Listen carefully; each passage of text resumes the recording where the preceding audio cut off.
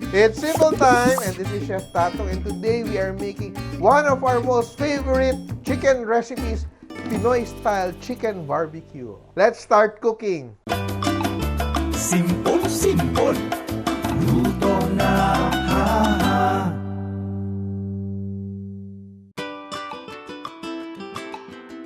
This recipe is part of our Simple Cookbook series where we try to make cooking as simple as ABC.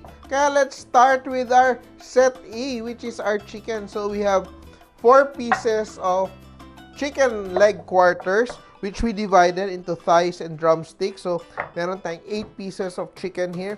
And we will marinate this, very simply with our ingredients. So we have 3/4 cup of Silver Swan soy sauce. And 1/2 cup of brown sugar. Ayan.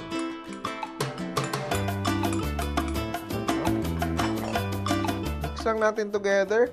And we have 1/4 cup of UFC banana ketchup. Ayan.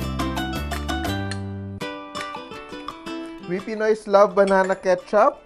And of course, we also love garlic. Kaya we have 1 tablespoon of minced garlic. And also 1 teaspoon of cracked black pepper. So that's our very simple, super simple na marinade.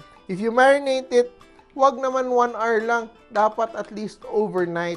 Or better yet, ang pinakamasarap nito is you marinate it for 2 days in the chiller. Yan ang sekreto dito sa recipe na to.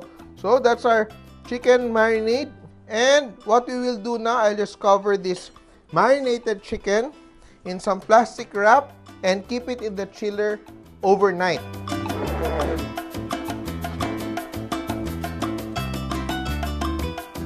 So I have here another batch of chicken which I marinated ahead of time. And look at that, diba? Medyo talagang nag-darken yung color pati ng meat because it really absorbed the marinade. So I've already preheated my oven to 190 degrees and I will cook it for around 25 minutes.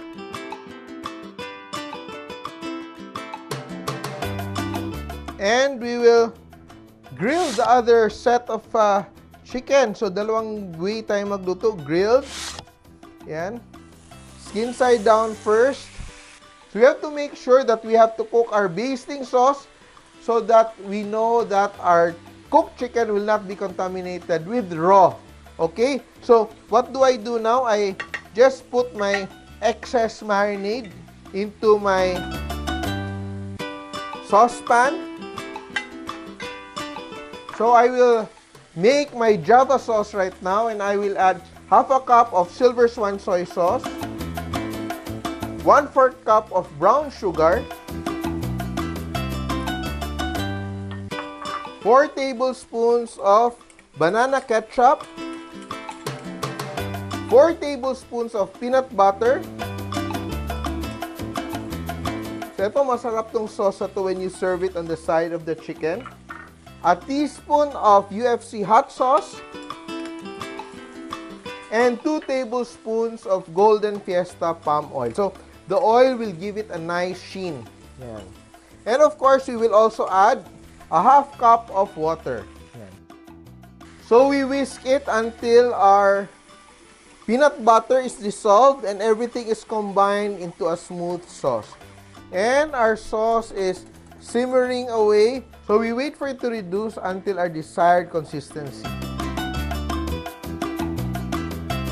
And midway through our cooking, we will baste our chicken.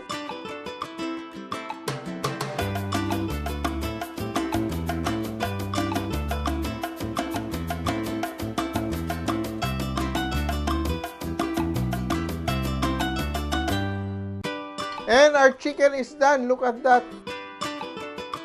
So you can play around with this base recipe by adding other ingredients, other spices to make it more interesting.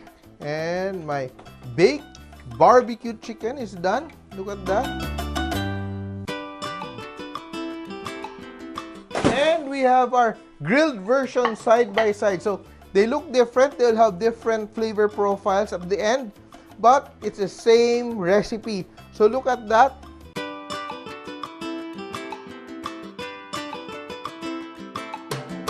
This is one recipe your family will surely enjoy. A recipe for keeps. Try this at home. Our version of Pinoy-style barbecue chicken. Tandaan nyo, kahit sino kaya magluto, basta simple!